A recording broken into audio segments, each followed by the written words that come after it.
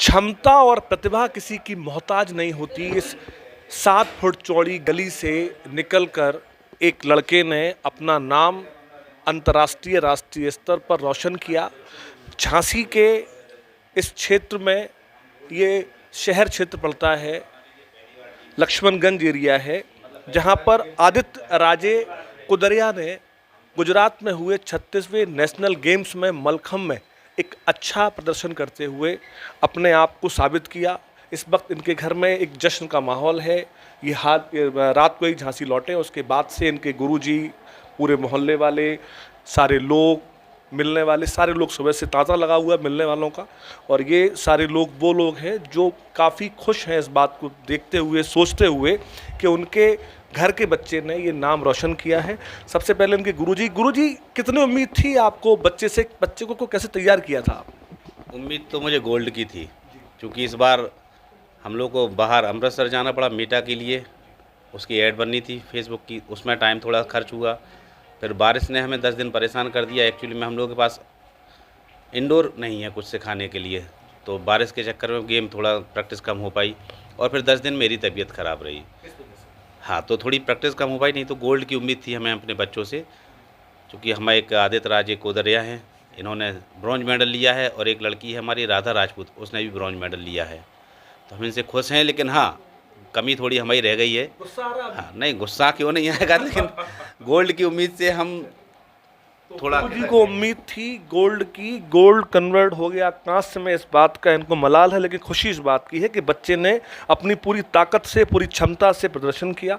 बेटा, क्या सोच के तुम गए थे यहाँ से, क्या मन में था और कितना कर पाए? हाँ, मैं सोच कर तो बहुत कुछ गया था कि मैं परफॉर्मेंस मेरी थोड़ी प्रैक्टिस की वजह से कम रही इस बार, लेकिन मैं इंजर्ड भी था। इस वजह से मुझे प्रॉब्लम भी हुई वहाँ। जब मैंने फ़र्स्ट बार परफॉर्मेंस की तो मेरे एंकल में चोट लग गई थी। तो जब दूसरी बार फिर से परफॉर्मेंस हुई कंपटीशन सेकंड में, तो उसमें मैंने परफॉर्मेंस अच्छा किया।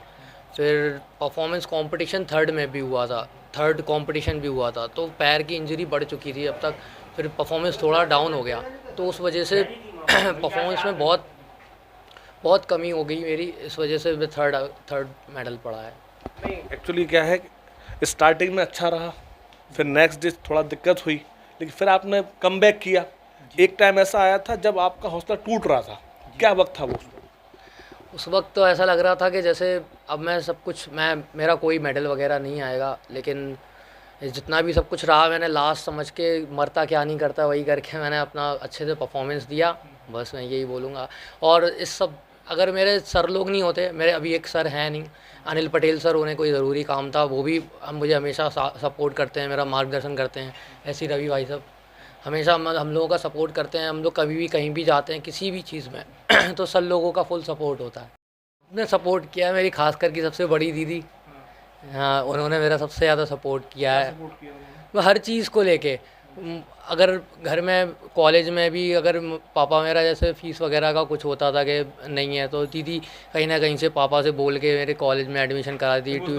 सब, हाँ, कुछ ना कुछ करके मुझे जो भी चाहिए होता, दीदी हर चीज़, फ़ोन भी, सब कुछ दीदी ने दिलवाया मुझे। इनकी दीदी इतनी प्रसन्न है इस वक्त, ये लाल प्रधान में हैं और ये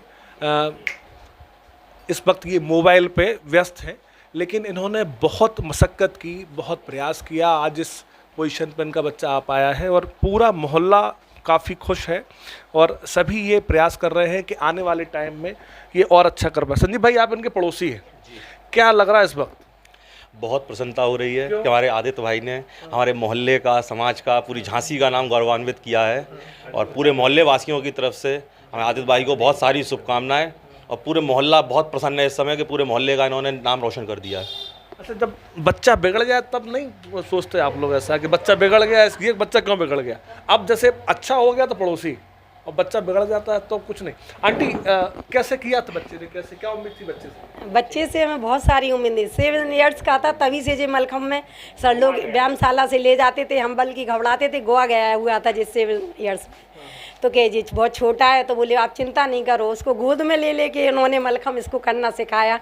अभी वो सर हट गए वहाँ से व्यायामशाला से, फिर इनके सानिध्य में आ गए। लेकिन इसने भी प्रॉपर मेहनत की। सुबह 4 बजे से उठना, प्रॉपर सुबह 4 बजे से। आंटी जी पूरा चेतन है, प्रॉपर जानती हैं ये। और कैसे देते थे पैसे? पापा से लेके ही देते थे। थोड़ा बहुत अपना मैं भी अर्न करती थी तो थोड़ा बहुत उससे भी दे देती थी जितना हो जाता था। आज कैसा लग रहा है आपको? बहुत अच्छा, बहुत बढ़िया। क्योंकि वो नाम रोशन कर रहा है पूरे झांसी का। गोल्ड लेके नहीं आ पाया वो? तो क्या हुआ, अगली बार फिर चांस मिलेगा ना।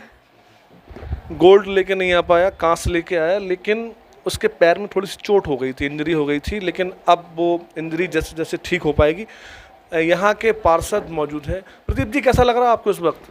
इस वक्त हमें ऐसा लग रहा है कि हमारे परिवार ने जो प्रदेश का नाम रोशन किया है उसके लिए शब्दों का अभाव है, जिससे हमारे पूरे समाज को गौरवान्वित किया, हमारे पूरे वार्ड को गौरवान्वित किया, पूरे झांसी को गौरवान्वित किया। जितनी हम लोग आशा करते थे उससे ज़्यादा कार्य किया और हम लोग इससे स्वर्ण पदक लाने की आशा कर रहे थे, लेकिन अब नहीं हो पाया। तो अगली बार हम आशा करते हैं कि अगली बार ये स्वर्ण पदक हम लोगों को जिता के देगा और भारत का नाम रोशन करेगा, प्रदेश का नहीं। प्रदीप जी को लग रहा है कि ये वक्त यही थम जाए, लेकिन ये वक्त थमेगा नहीं, क्योंकि बच्चे को आगे फिर जाके अपने क्षमता को दिखाना है। कुलदीप न्यूज़ झांसी।